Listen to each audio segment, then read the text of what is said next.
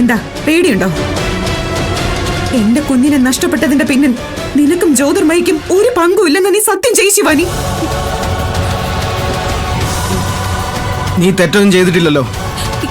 ഇല്ല. ആ പിന്നെ പേടിക്കണ്ട, ധൈര്യമായിട്ട് സത്യം ചെയ്യ്.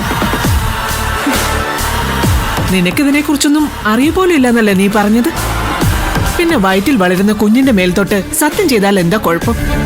അതിലെന്താ ഇത്ര ആലോചിക്കാൻ? അത് പിന്നെ ഞാൻ സത്യം ചെയ്യില്ല അവള്. ഇല്ലാത്ത കുഞ്ഞിന്റെ മേലെ കൈവച്ച് സത്യം ചെയ്തോണ്ട് എന്ത് സംഭവിക്കാനാ?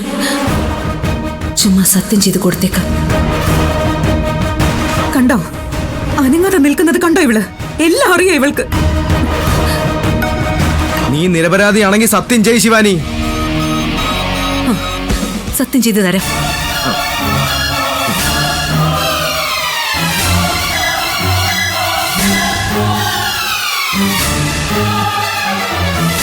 എന്റെ വയറ്റി വളർന്ന കുഞ്ഞിന് മേൽ കൈവച്ച് ഞാൻ സത്യം ചെയ്യാം. നിധിയുടെ കുഞ്ഞ് ഇല്ലാതായതിന് പിന്നിൽ എനിക്കൊരു പങ്കുമില്ല, പങ്കുമില്ല, പങ്കുമില്ല.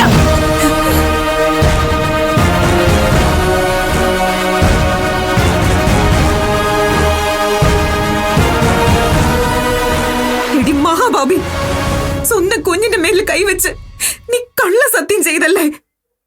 ഒരു പേടിയും തോന്നുന്നില്ലടി നിനക്ക്? കണ്ടോ, സ്വന്തം കുഞ്ഞിനോട് പോലും ഇത്രയും സ്നേഹമുള്ളെങ്കിൽ പിന്നെ ഞങ്ങളുടെ കുഞ്ഞിനെ കൊന്നു കളഞ്ഞതിനെ കുറിച്ച് ഒന്നും പറയാനില്ല. നിർത്താൻ. വയറ്റിലെ കൈവച്ച് സത്യം ചെയ്യണമെന്ന് പറഞ്ഞു, അത് ചെയ്ത് കഴിഞ്ഞു. എന്നിട്ട് നിങ്ങളുടെ സൂക്കേടൊന്നും മാറിയില്ല.